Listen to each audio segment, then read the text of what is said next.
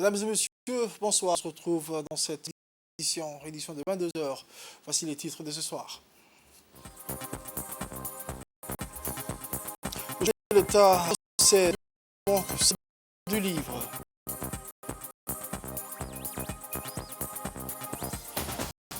Autre actualité nationale, le ressortissant djiboutien regagne le pays.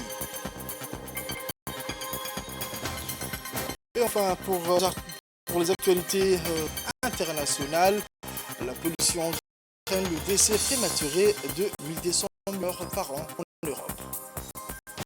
C'était le titre, mesdames et messieurs, le journal au à présent. Je vous disais dans les titres, la Bibliothèque nationale de l'auditorium ce matin pour le Salon national du livre à l'occasion de la Journée mondiale du livre. Placé sous le haut patronage du président de la République, son Excellence El Hadj Ismaël Omar Guelleh. Un objectif à la clé, contribuer au rayonnement culturel djiboutien et de la Corne de l'Afrique, mais aussi de promouvoir la diversité culturelle. Cette journée aux résonances culturelles a été au rythme des danses, chants traditionnels et folkloriques. À son arrivée, le président de la République, El Hadj Ismaël Omar Guelleh, a été accueilli par le Premier ministre M. Kadir Kamel Mohamed, la ministre de la Jeunesse et de la Culture, Mme Houmoumine Assowe, son homologue somalien, le directeur de l'Agence nationale de promotion et de la culture.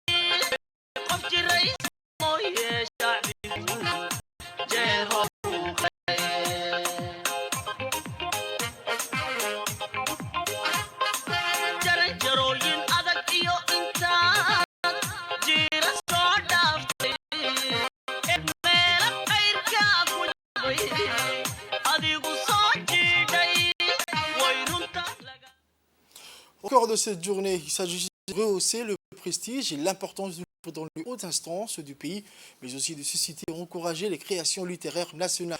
Par la célébration de la Journée mondiale du livre, de faire valoir le livre comme un objet culturel, pluriel et polymorphe, une source intarissable de connaissances, mais aussi d'imagination. C'est à la fois le lieu de rencontre, des dialogues, de partage et de transmission de savoir, étant un solide outil de promotion de la lecture, compétence fondamentale car l'épanouissement personnel et par-dessus tout permet le tissage et la compréhension du monde et de ce qui nous entoure. Ainsi, cette journée permettait de promouvoir l'importance de la lecture dans la vie quotidienne de la population djiboutienne, surtout des jeunes dans un monde qui se développe plus technologique. Il est surtout un retour aux sources. Une fois d'ailleurs, c'est au cours d'une visite guidée que le président de la République a apprécié la grande diversité de la production littéraire. Et cela lui a permis d'échanger longuement avec les exposants. En effet, c'est un enthousiasme sans pareil que le l'État a pris les différents. Le livre étant également un produit à potentiel économique. Il s'agissait d'accorder une importance capitale à ce secteur de l'industrie culturelle, quoi de à l'effort de développement culturel du pays. Aujourd'hui, l'industrie du livre est encore balbutante à Djibouti. L'organisation de cette édition, comme ailleurs, demande à ce que le livre devienne le Graal, le produit par excellence de consommation généralisée, à qui génère l'économie capable de nourrir toute la chaîne et d'assurer à chaque maillon le lucre attendu. Par ailleurs, l'organisation de cet événement vise également à réaffirmer la valeur du livre, enrichir la connaissance, mais aussi à l'amélioration des trans. La République de Djibouti, sous le leadership du chef de l'État, son Excellence El Hamel Marguele, joue un rôle fondamental dans la lutte contre l'analphabétisme, qui est un élément crucial des objectifs de développement durable du pays. Pour cela, le gouvernement, son ministère de la Culture et de la Jeunesse a mobilisé tous les moyens technologiques nécessaires en vue d'encourager les plus jeunes à découvrir le plaisir de la lecture et à respecter l'irremplaçable contribution créateur progrès social et culturel. Et enfin, ces salons mis en avant et dont il faut nous saisir avec ambition et audace, développer le goût de la lecture chez les plus jeunes et leur permettre de faire du livre.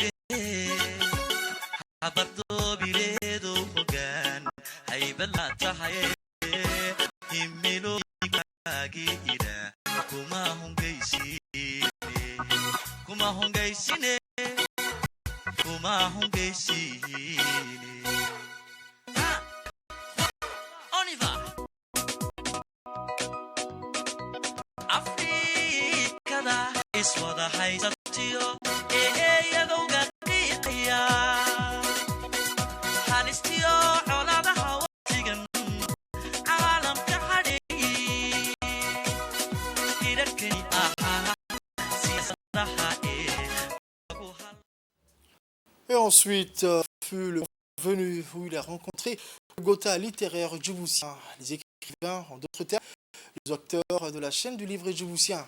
Toujours en compagnie de la ministre, cette fois-ci, le chef de l'État a été accueilli par Cheikh Mouata, le poète et écrivain qui a tour de présenter les auteurs du moins connus au plus connus. Tous munis de leur œuvre phare dédiée ont offert au président de la République des œuvres allant du roman, la poésie, l'essai, tous répartis dans la littérature djiboutienne, abreuvé de mots, une lumière que nos auteurs portent sur le monde qui entoure. Une journée sous le signe de la joie et de la découverte pour le chef de l'État. Ce rassemblement de la crème des auteurs djiboutiens illustrait une vitrine de la cité et du monde d'un secteur en plein balbutiement. Une dynamique dans l'air du temps qui porte sur la vie du livre, qui prend la place, qui lui vient en compagnie de son savoir-faire estampillé Made in Djibouti. Cette rencontre avec les auteurs illustrés, une célébration à celle du courage, la bravoure et la détermination des auteurs djiboutiens à prendre part aux grandes réflexions sur les thématiques de son temps. Il est important de noter que la Journée mondiale du livre affirme le rôle de l'écrivain qui contribue à l'avancement de la société par ses œuvres. Il contribue au perfectionnement, à l'épanouissement des individus. Cet exploit des livres et ouvrages de notre pays contribue à un levier pour la communauté pour tirer profit du flux incessant de savoir et d'idées et d'avoir un esprit critique. La maîtrise des valeurs du groupe auquel on appartient et connectons à l'apprentissage de leur culture dès le plus jeune âge. Le chef de l'État n'a pas manqué de louer le rôle des écrivains et des intellectuels pour le développement de la population du pays et la promotion de la langue maternelle et de la littérature. Ensuite, le président de la République a remis deux de librairie de la place pour rendre un vibrant hommage au rôle avant-gardiste à la promotion des littératures et culturelles du pays.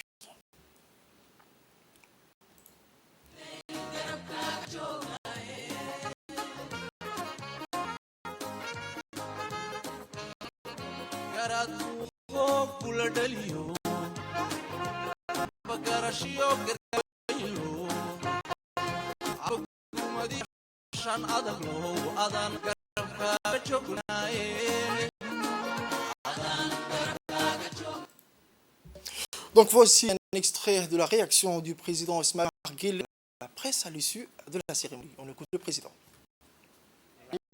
Dans une réaction faite à la presse à l'issue de cette cérémonie, le président de la République, M.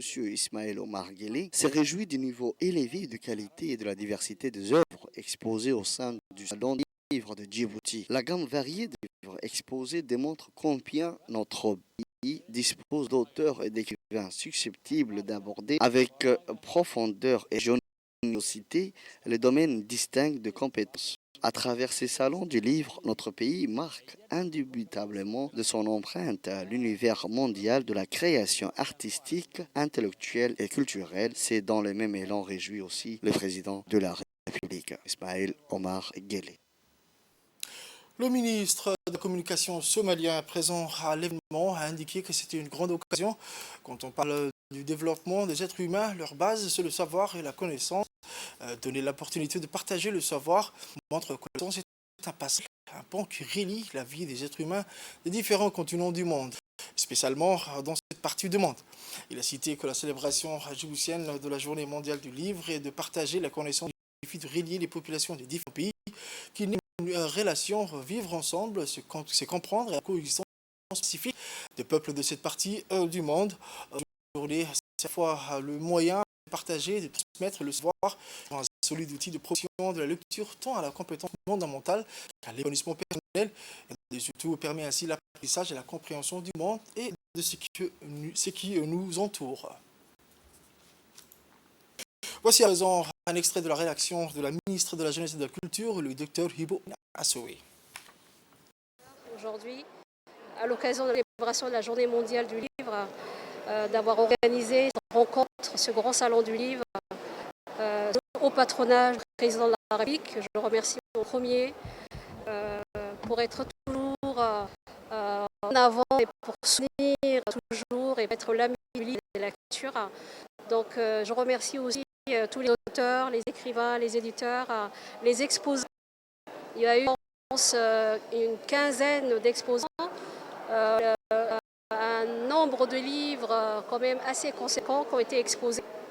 Donc nous remercions les exposants, nous remercions les auteurs qui ont créé ce rendez-vous et qui sera un rendez-vous mondial, et bien sûr les organisateurs qui ont travaillé avec l'agence nationale de la promotion de la culture. Vous savez, la Corne d'Afrique est dotée d'une culture extrêmement riche, diversifiée, et les porteurs de culture et langue, c'est les livres. Et donc nous avons souhaité cette année que le livre soit le trait d'union de la Corne d'Afrique et que ça soit un vecteur des transmetteurs de paix. Une valeur vraiment très importante. Vous savez que notre havre de paix de Djibouti est extrêmement apprécié dans le monde. Et donc nous avons voulu que culture aussi puisse représenter ça. La culture n'a pas de frontières. il n'y a que des passerelles et que des ponts. Donc on a voulu que les livres soient les transporteurs, on peut dire, de cette culture, Inch'Allah, et surtout de la promotion de nos patrimoines et de nos langues maternelles. Le président de la République, son Excellence Ismaël Omar Guelleh, a reçu ce lundi, en fait, un appel téléphonique du président du Conseil européen, M. Charles Michel. L'état des relations d'amitié et de coopération entre la République de Djibouti et l'Union européenne, ainsi que les voies et moyens de les promouvoir et de développer, ont été abordés au cours de cet entretien. Les discussions ont ensuite été étendues aux problématiques à jour dans la région, notamment la situation au Soudan marquée par un conflit d'intérêts opposant les principales forces de ce pays. Géographique du premier plan qui est également connu de notoriété internationale, stabilité exceptionnelle et permanente dans cette demande. Le pays fait office ces derniers jours de plateforme d'accueil, d'hospitalisation et de sécurisation des ressortissants étrangers que leur gouvernement et autorités respectives évacuent du Soudan à bord de vols spécialement affrétés à cette mission. L'Union européenne, d'États, de confédération et d'ordre politique, amis, trouvant ces jours-ci auprès de la République de Djibouti un appui logistique dans leur processus visant à rapatrier leur ressortissants du Soudan dans actuelle de guerre dans ce pays. C'est pourquoi M. Charles Michel mit à profit cet appel téléphonique et remercier de vive voix le président Ismaël Omar Guelleh et à lui l'ensemble de la nation djiboutienne pour les précieux concours apportent à la communauté internationale à l'Union européenne. Ils ont foulé le sol de leur pays, le sourire aux lèvres, en stress et soulagé. Après le long périple, le premier groupe, une cinquantaine de ressortissants djiboutiens a été évacué du Soudan. Ils sont arrivés ce soir vers minuit au bord du fleuron national Djibouti. Au pied de l'avion, le chef de la diplomatie, Mahmoud Ali Youssouf, son secrétaire général, directeur des relations bilatérales aussi, le secrétaire de la présidence et le SEMGA, accompagné par l'ambassadeur de la République de Djibouti, M. Issa Kheri Roble. Au total, 85 ressortissants djiboutiens ont été rapatriés hier samedi depuis Khartoum vers la frontière éthiopienne. L'évacuation de ce premier groupe intervient à plus d'une semaine après le début de ces affrontements dans la capitale soudanaise, des affrontements qui ont causé la mort de plus de 400 personnes selon un bilan provisoire de l'OMS. Le gouvernement djiboutien, pour la réalisation des opérations, n'a mené aucun effort pour le rapatriement des ressortissants afin qu'ils puissent retrouver sains et les siens en toute quiétude. L'opération a bel et bien réussi et que le gouvernement à son haut niveau a initié. Aujourd'hui, face à la recrudescence de cette situation à l'endroit du pays frère que le Soudan, la République de Djibouti n'a pas été le seul pays à rapatrier ses ressortissants.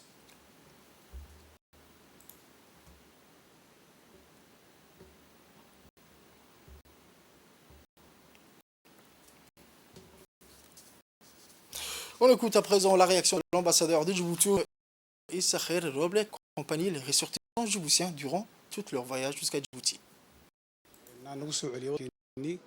L'ambassadeur de la République de Djibouti au Soudan, M. Issa Kheri Roble, qui a accompagné les ressortissants djiboutiens durant tout leur voyage jusqu'à Djibouti, s'est exprimé au micro de la radio-télévision hier soir. Soulagé au micro de la RTD, il a remercié le puissant qui nous a facilité, il dit, ce périple.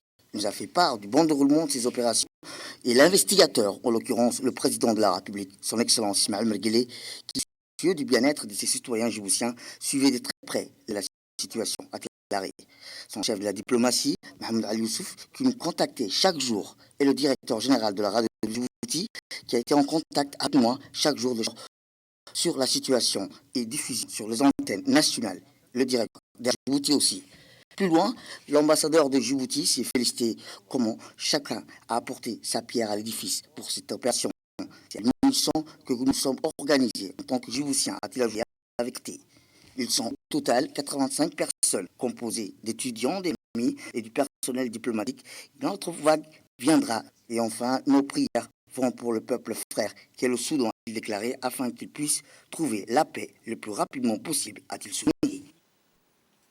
Le chef de diplomatie, pour sa part, s'est exprimé au micro de la radio-télévision djiboutienne où il nous a fait part des tenants et aboutissants de cette opération qui est un grand succès.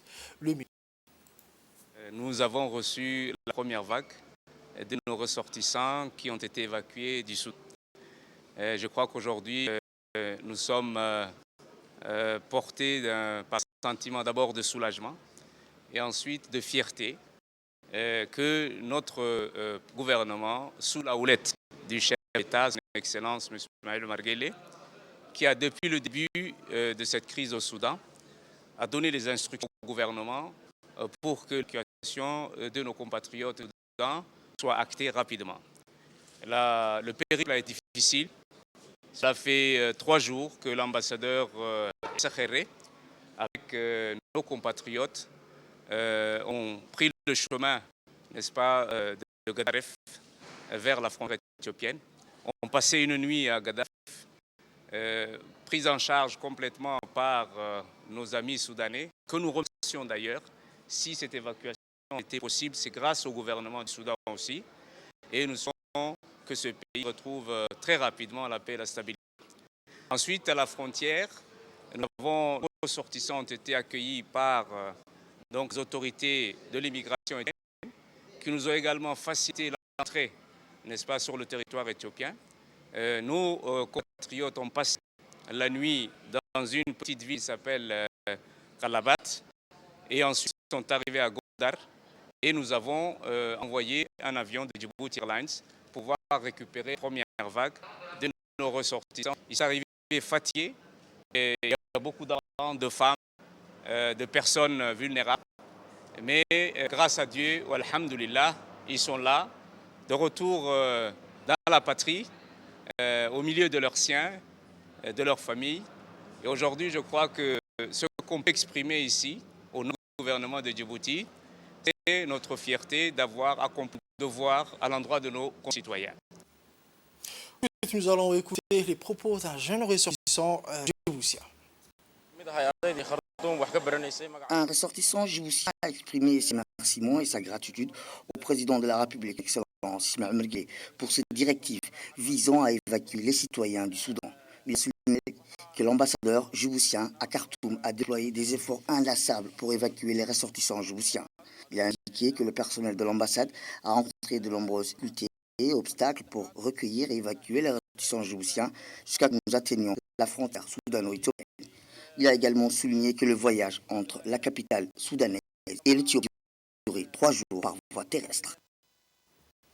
L'aéroport international de Djibouti, depuis 2 jours face à la de la situation au Soudan, la République de Djibouti est devenue un point de chute incontournable pour ces opérations de rapatriement des ressortissants étrangers qui se trouvent au Soudan. Après l'arrivée de son ressortissant français et d'autres nationalités évacuées du Soudan qui ont atterri à Djibouti, fut l'arrivée de soldats et ressortissants italiens. Composés des soldats, des ressortissants et des personnes humanitaires sont tous arrivés sains et saufs, soulagés et en sécurité. France, au total, une dizaine de pays ont tous choisi la République de Djibouti. Ces pays ont choisi Djibouti pour coller et atterrir les avions destinés à rapatrier les coincés au Soudan.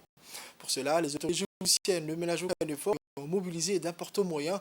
Les forces armées et les sécurités ont pris toutes les mesures nécessaires qui, jusqu'à maintenant, est pied d'œuvre. La gendarmerie de l'Europe, sous le commandement du capitaine Ruqayya Jama El-Tiré, au moins sécurité et sont en étroite collaboration sans faille avec le personnel de la RTD, la radio-télévision de Djibouti.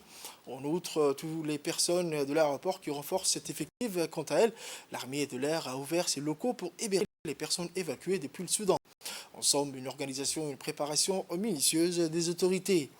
Entre les Italiens, il y a un Airbus 330 avec à son bord 95 passagers, dont 75 Américains, une dizaine de Canadiens et d'autres nationalités à Djibouti, à l'aéroport international de Djibouti.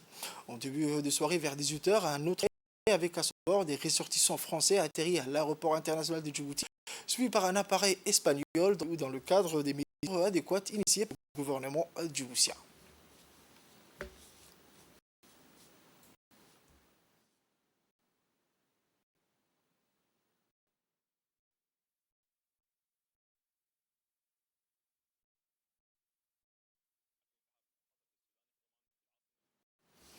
Écoute encore un extrait de la réaction du ministre Mahmoud Ali Youssouf. Ouvert ses portes pour le rapatriement et l'évacuation de nombreux citoyens du monde. Il y a des Européens, des gens du Japon, de la Corée, de l'Asie donc. Et cette tradition de pays carrefour, de pays de rencontres, d'échanges et de rencontres, de pays connus pour sa civilité, connus pour son hospitalité, je crois que se matérialise aujourd'hui de la manière la plus éclatante. Et nous sommes fiers d'être djiboutiens et nous allons continuer à apporter notre soutien, d'abord à nos populations et ensuite à tous les pays amis et tous les partenaires qui sont avec nous à Djibouti. Autre actualité de ce journal, le ministre de l'Enseignement supérieur et de la Recherche de Djibouti, M. Nabil Mohamed Ahmed, a reçu hier dans son cabinet une forte délégation de l'Institut français de recherche pour le développement, conduite par l'ambassadrice de la France à Djibouti, Mme Dana. Le BELSUR et l'IRD s'engagent à travers cette déclaration sur des actions de plaidoyer et sensibilisation des acteurs de l'enseignement supérieur, de la recherche et de l'innovation aux notions, enjeux et défis de la science ouverte, le dialogue science-société multi-acteurs, le dialogue multi-échelle, le partage et transfert des connaissances et innovations. Le ministre de l'Enseignement supérieur et de la Recherche, M. Nabil Mohamed Ahmed, et Valérie Verdier, présidente directrice générale de l'Institut de recherche pour le développement, ont signé à cette occasion une déclaration d'intention pour une coopération renforcée autour de la science ouverte. Cet accord s'inscrit dans la mission du MENSUR de promouvoir l'enseignement supérieur, la recherche et l'innovation dans l'objectif de contribuer au développement économique et social et aux objectifs également de développement durable de Djibouti.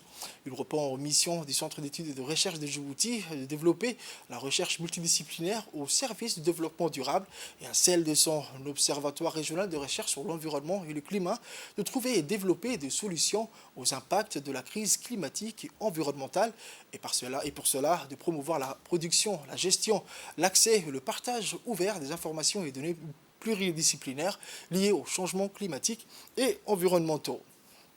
Après la signature de la convention entre le ministre de l'Enseignement supérieur et la directrice de l'Institut de recherche et de développement, la délégation s'est rendue à l'université de Djibouti où ils ont été reçus un accueil chaleureux par le président de l'université et de ses collaborateurs.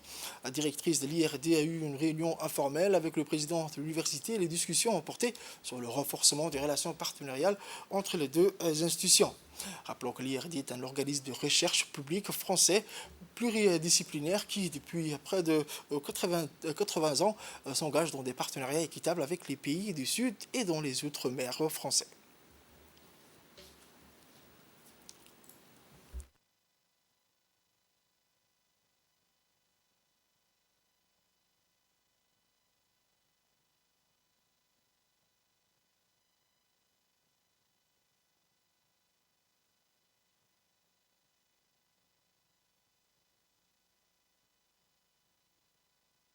On a visité aujourd'hui l'université de Djibouti, avec lesquels on a un historique de collaboration, mais qu'on souhaite renforcer. Donc c'est pour ça que nous sommes ici avec toute la délégation qui m'accompagne pour faire un peu un bilan de nos actions communes et puis étudier ensemble les pistes pour renforcer ces collaborations. L'autre objectif, c'est le lancement du réseau international Grande Muraille Verte que nous ferons mardi avec l'ensemble des partenaires de Djibouti, mais aussi de la région. Et donc, c'est le lancement d'un des dispositifs de l'IRD et qui devrait se voir renforcer nos collaborations sur l'étude de la Grande Muraille Verte. Et puis, aujourd'hui, j'ai signé avec le ministre de la Recherche, en présence de l'ambassadrice de France, une lettre d'intention qui devrait nous permettre, avec le ministère de la Recherche, de travailler sur la science ouverte avec l'IRD et de renforcer nos collaborations en sciences ouvertes. Le docteur Slim Ferrani, directeur général du Fonds souverain, nous a accordé une interview exclusive où il a partagé sa vision du rôle crucial joué par le FSD dans le développement économique et social de Djibouti. Il a expliqué les efforts du FSD pour stimuler la croissance économique, créer des emplois et améliorer les infrastructures essentielles pour le bien-être des citoyens djiboutiens dans cet extrait de l'interview avec notre confrère M. Djilani Aleo. Nous avons, alhamdoulilah, un président, son Excellence M. Ismail Omar Guelleh, qu'Allah lui donne bonne santé et longue vie, qui est visionnaire, qui a une sagesse exceptionnelle et qui veut un meilleur avenir pour son pays et son peuple. Et donc, il a lancé la vision 2035, il y a quelques années, et ensuite, il a créé le Fonds souverain de Djibouti, qui est opérationnel depuis à peine environ 2 ans, et dont l'objectif essentiel est de contribuer à la réalisation de cette vision 2035. Donc, par cela, le FSD donne donc à Djibouti un nouveau moteur de croissance et de développement économique et social, en plus de son moteur principal auparavant, qu'on voit partout. C'est les infrastructures et activités portuaires de niveau international. Et je voudrais aussi conclure sur cette question pour dire qu'il faut toujours se rappeler que l'investissement est le principal moteur de croissance pour toute économie. Par conséquent, le fonds souverain étant un fonds d'investissement avant tout, ne peut que créer de la croissance économique à travers ces investissements, et ceci automatiquement créera des emplois et de la prospérité pour toutes et tous. La République de Djibouti, et dans le cadre de la vision 2035, a créé le Fonds souverain de Djibouti en tant que son bras financier et d'investissement, comme l'ont fait à peu près un tiers des pays du monde. Donc Djibouti maintenant fait partie de ce groupe select de seulement environ une soixantaine de pays qui ont un fonds souverain. Donc 2 tiers du monde et 200 pays n'ont pas de fonds souverain. Djibouti a un fonds souverain. Et ce fonds souverain est un outil d'action pour la transformation économique accélérée afin de répondre aux objectifs de développement fixés par le chef de l'État dans le cadre de sa vision Djibouti 2035. Et celle-ci donc, entend faire de Djibouti un hub, un pôle continental, commercial, logistique, portuaire, touristique et numérique incontournable. Et je citerai parmi les exemples de la vision 2035, c'est entre autres créer 200 000 emplois, c'est important, et attirer 500 000 touristes. Donc le secteur du tourisme est important dans tout cela. La mission fondamentale du FSD est de contribuer relativement rapidement à une diversification économique ainsi qu'à un développement social et économique et une prospérité inclusive et durable. Poursuivons avec la suite de cette interview exclusive avec le directeur général du Fonds souverain de Djibouti, avec Djilani Aleo. En économie et finances internationales pendant 35 ans, les perspectives économiques de Djibouti sont favorables, alhamdoulilah, ce qui représente bien évidemment une opportunité pour la croissance économique et le développement à long terme. Donc, le Fonds souverain de Djibouti joue un rôle important dans ce sens. Donc, en 2022, c'était la mise en place des fondations solides du FSD. Il faut faire avant de bâtir un immeuble 5 étages ou 10 étages, il faut mettre une belle fondation, sinon elle s'écroule. Donc, on a mis les fondations solides au FSD l'année dernière. Nous avons développé un programme d'investissement d'environ $1 milliard. $1 milliard, ça équivaut à environ un tiers de l'économie djiboutienne qui va être donc investi dans les 5 prochaines années, Inch'Allah, dans plusieurs projets, plusieurs secteurs, permettant d'avoir un impact positif additionnel en termes d'exportation de biens et services, création de start-up, PME, emploi, sur les 3 à 5 prochaines années. Donc voilà, pas les 3 à 5 prochains mois, 3 à 5 prochaines années, ce n'est pas une horizon très longue pour un pays, comme j'ai dit.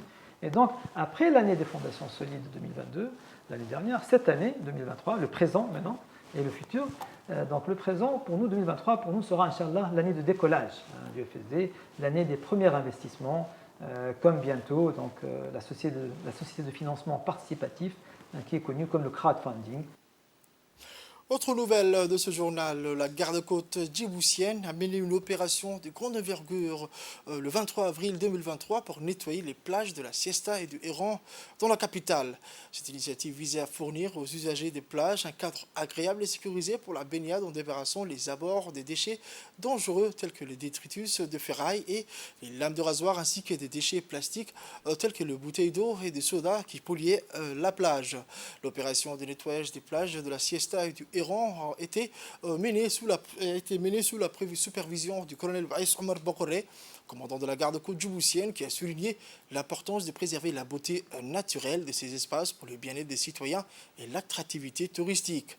Le ministre de l'Intérieur, son Excellence M. Saïd Nour Hassan, et le maire de la ville de Djibouti, M. Saïd Daoud Mohamed, ont également participé à cette initiative et ont encouragé les citoyens djiboutiens à prendre soin de leur environnement en évitant de laisser des déchets sur les plages. Cette action s'inscrit dans la continuité de l'engagement social de la garde-côte djiboutienne pour la protection de l'environnement marin et des plages et elle est d'autant plus pertinente avec l'arrivée de la période estivale qui entraîne une hausse de la fréquentation des plages par les citoyens djiboutiens.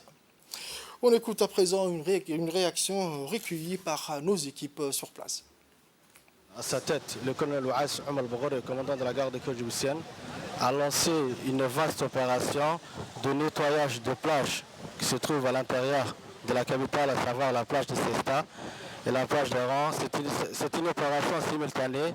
Nous avons envoyé plusieurs agents nettoyer les plages ceux des îles Moucha et Mescali, mais aussi ceux des plages Errant et Cesta. Cette opération, conduite par le colonel Ouass Omar Boughri, le commandant de la garde côte djiboutienne, s'effectue régulièrement, c'est-à-dire généralement tous les 2-3 mois. Et cette opération que vous avez effectuée aujourd'hui de nettoyage vient à point nommé, puisque nous sommes à l'approche des périodes estivales, une période où les Djiboutiens s'affluent massivement dans les plages pour se rafraîchir. Donc, nous lançons un appel à la population de prendre toutes les précautions pour garder cette plage propre, mais aussi du côté sécuritaire, de veiller à ce qu'ils gardent les enfants près d'eux. La garde-côte aussi prendra toutes les mesures nécessaires pour assurer la sécurité du côté maritime. Sport à présent, où l'équipe nationale de handball de Djibouti s'apprête à participer à l'édition 2023 de l'IHF Trophy en Tanzanie. Le tournoi se déroulera du 25 au 30 avril et verra la participation de 9 équipes du continent africain. Les joueuses djiboutiennes sont actuellement sur le chemin de départ vers la Tanzanie. Avant le décollage, l'équipe et le staff ont eu une visite surprise de la délégation du ministère avec à leur tête le secrétaire d'État chargé des sports, son Excellence M. Hassan Mohamed Kamil, pour leur prodiguer quelques conseils et surtout conseiller aux joueuses d'avoir un comportement exemplaire sur le terrain et d'incarner les valeurs véhiculées par le handball.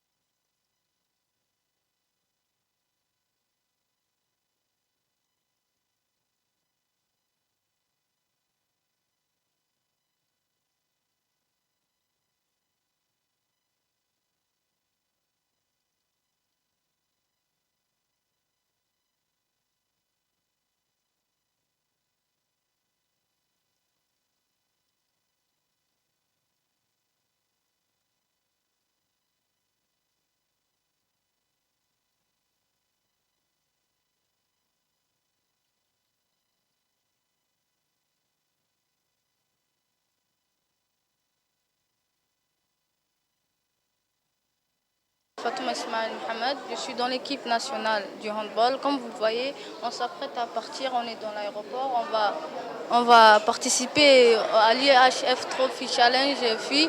On va se donner à fond et on attend votre encouragement à tous. Je vous emmène au sud du pays, dans la région d'Ali Sabié, à Holhol, où sous l'égide du ministère de la Jeunesse et de la Culture, le CDC de Holhol a organisé une soirée festive d'animation musicale à l'occasion de l'Eid al-Fitr.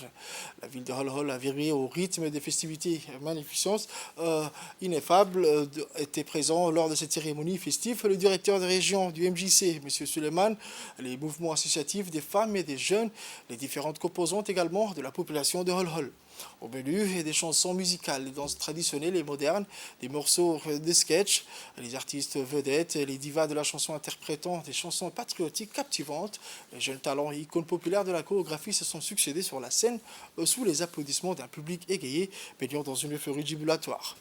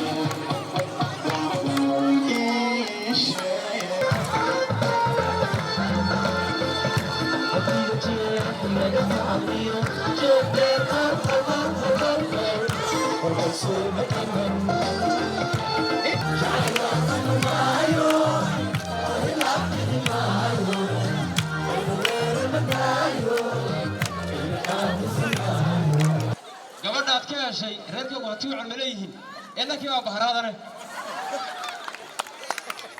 innakii baa marmar halka xaafadaha kale ay ka qadeynayaan xilli qadada sigis ciyaarna Obaliya, obaloyele, obali kala la garo.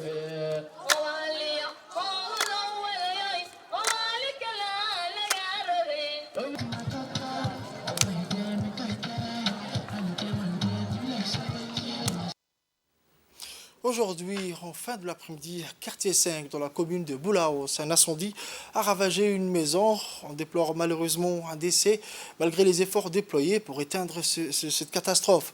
Le feu a débuté aux alentours de 15 heures et a été maîtrisé entièrement par les sapeurs-pompiers de la protection civile.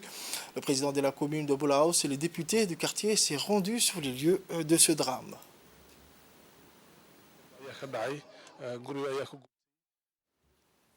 Nécrologie de ce journal, nous avons appris avec consternation le décès de M.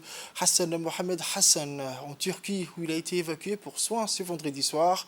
Ancien pilote de renom à la retraite, mais resté très actif dans la promotion de la langue et sauvegarde de l'histoire. Il était parolier, compositeur et intellectuel de renom. Le 18 avril 1962, il laisse derrière lui une veuve, 5 filles et un garçon. Il était une référence nationale et régionale quand il s'agissait de l'histoire, de la langue et le patrimoine culturel afar. Au fil des années, tout en conciliant avec son engagement professionnel de pilotage de l'air au sein de l'armée djiboutienne, Hassan n'a cessé de mener son éveil de conscience sur le volet de combat poétique et historique. Inna lillahi wa inna ilayhi raji'un. Pour les actualités internationales, je vous le disais dans le titre, malgré une amélioration de la situation, la pollution de l'air provoque encore chaque année en Europe le décès prématuré d'au moins 1200 enfants et adolescents, selon un rapport de l'Agence européenne de l'environnement publié lundi 24 avril. On suit avec Ofardeuse. De l'air entraîne le décès prématuré de 1200 mineurs par an. Malgré une amélioration de la situation, la pollution de l'air provoque encore chaque année en Europe le décès prématuré d'au moins 1200 enfants et adolescents, selon un rapport de l'Agence européenne de l'environnement publié aujourd'hui lundi 24 avril. Selon un autre rapport publié par l'AEE en novembre, au moins 238 000 personnes, tout âge confondu, sont mortes prématurément en 2020 en Europe à cause de la pollution de l'air dans les pays membres de l'agence. La pollution de l'air la plus grave vient d'abord des particules fines qui pénètrent profondément dans les poumons, suivent le dioxyde d'azote et l'ozone selon les agences sanitaires. C'était le journal de 22h avec Tarek Adnan. Merci à vous de l'avoir suivi et restez avec nous pour la suite du programme sur Télé Djibouti.